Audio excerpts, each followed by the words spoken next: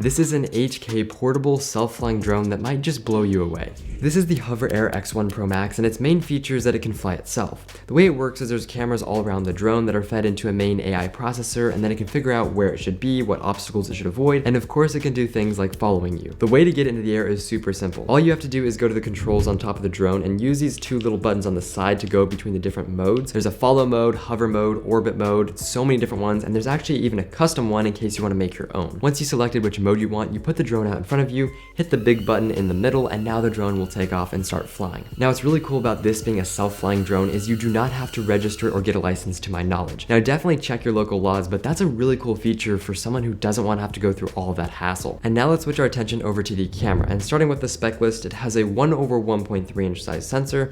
It can record at 8K up to 30 frames per second, 4K at up to 120 frames per second. It has 10-bit color, all on a 3-axis gimbal. If you have no clue what I just said, the specs are very impressive for the size of the camera. However, specs can be very misleading with cameras, so I'm just going to be showing you this footage here and let me know what you guys think of it down in the comments. All of it came straight off of the camera, all in 4K. To me it looks good, but let me know what you think.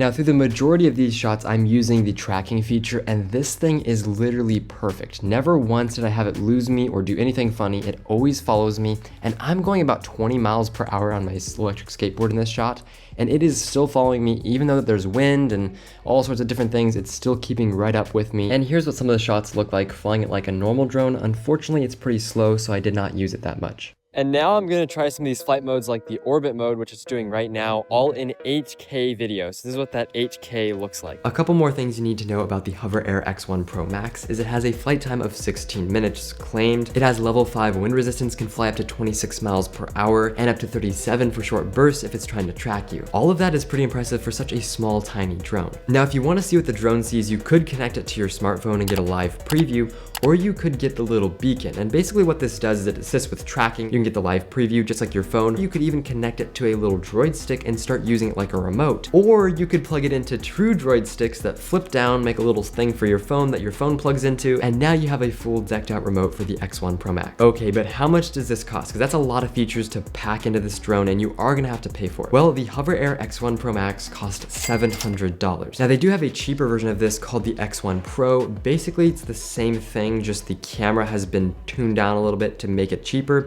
and it costs $500.